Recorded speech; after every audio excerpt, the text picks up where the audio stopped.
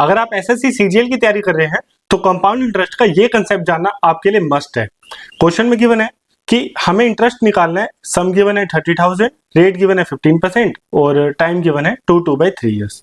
इस क्वेश्चन को सोल्व करने से पहले हम एक बार कंसेप्ट समझ लेते हैं, फिर हम इस क्वेश्चन को सोल्व करेंगे।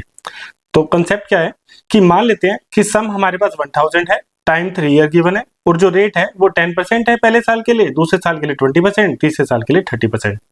तो लैडर कंसेप्ट क्या कहता है कि पहले साल का तुम रेट ऑफ इंटरेस्ट लगा के उस सम का इंटरेस्ट निकाल लो।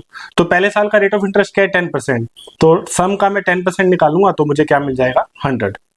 ठीक है, तो ये पहले साल का मेरे पास इंटरेस्ट आ गया। सिमिलरली दूसरे साल के लिए क्या करना है, दूसरे साल के लिए दूसरे साल का रेट ऑफ इंटरेस्ट यूज करना है। तो दूसरे साल का रेट ऑफ इंटरेस्ट है 20%, तो मैं क्या करूंगा 1000 का यहाँ पे 20% निकालूंगा।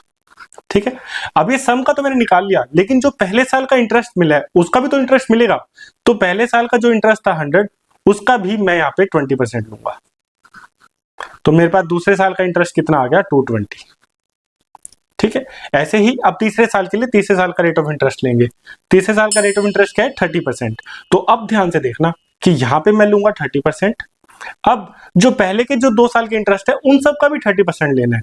तो एक तो 200 का 30% ये, एक 100 का 30% ये, और एक जो सेकंड साल का दूसरा इंटरेस्ट था वो ये।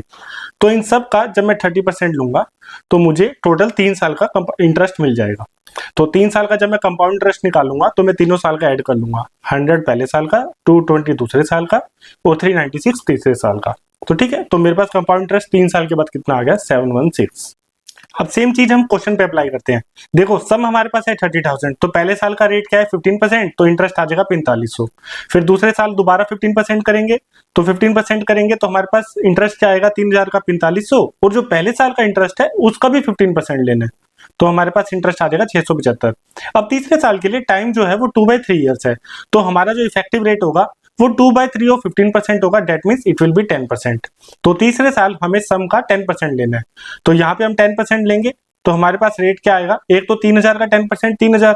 अब पहले वाले सालों के जो इंटरेस्ट है उनका भी 10%, तो 45 होगा 10% 450, 45 होगा 10% 450 और 675 का 10% 67.5।